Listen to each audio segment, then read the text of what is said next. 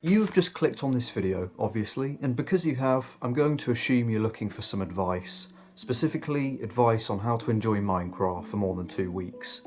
Well, stick around, because in the next few minutes, I'm going to share with you tips I have used myself to successfully enjoy Minecraft for longer time periods. Before I begin, I just want to quickly say that if you are struggling to enjoy Minecraft for long periods of time, like more than 2 weeks for instance, please know that it is completely normal and you're not alone. I think this is actually something the vast majority of players experience. Minecraft is a fantastic game, but it can undoubtedly get a bit boring quite quickly, and there are many videos on YouTube talking about this exact thing. Without further ado, let's begin.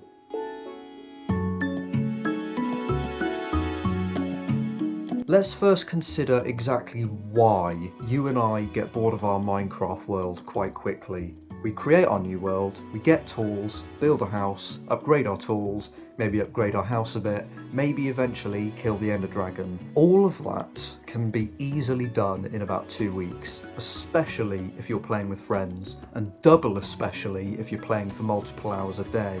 But the problem is, once you've done these things, then what? I've played on multiple worlds with the same group of people, and it all generally ends the same way.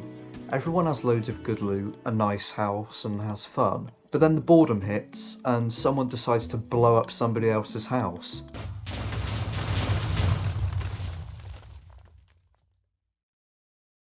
Friendship ruined. Taking these repetitive scenarios into consideration, my first tip for you to enjoy Minecraft for longer is to simply slow down.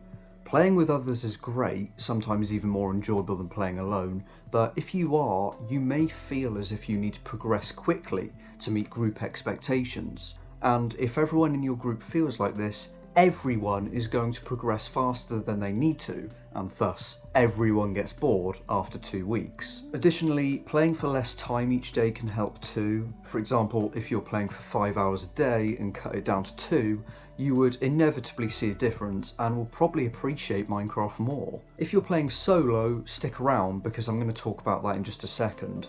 But if you are playing in a world where you're surrounded by others, go at your own pace, regardless of your friends. If you want to spend 3 months unproductively building your dream house, do exactly that. I was playing on this world in 2021 and one of my friends was living in a 2-block high dirt room underneath another girl's house and she had no idea. I think that's a nice example of someone not immediately trying to get the best house and best loot as quickly as possible and enjoying the game in a way that they wanted to. This next point applies to any Minecraft player, and it is simply to do whatever the hell you want. This might sound like a given, however, I myself have found I've begun to conform to the social norms of Minecraft progression. More specifically, with the survival world that I'm playing on now, I've basically done what everyone else does when they start a new world. Build a house, get better loot, etc, etc, like I said earlier. I've done what is expected of me. But now I recognise that I don't need to do this.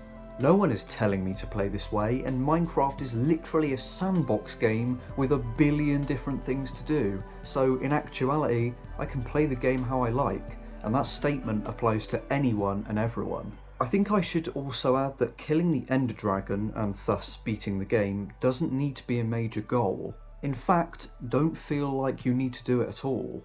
Minecraft has its ending, but the game doesn't change if you do or don't complete it. It's just there, and can be done if you want to. The same goes for loads of other game features. Recently, the 1.21 update was released and brought trial chambers to the game. While these are new and hopefully exciting, no player should feel like they have to explore them. The same goes for exploring the Deep Dark, and to be honest, if you decide you never even want to go caving and mining, then don't. You might think that's quite extreme, and it is, but if you think about it, there's literally no one telling you to go mining. It's just kind of the done thing. Maybe you'll challenge yourself and only collect iron and diamonds you find in naturally spawning chests.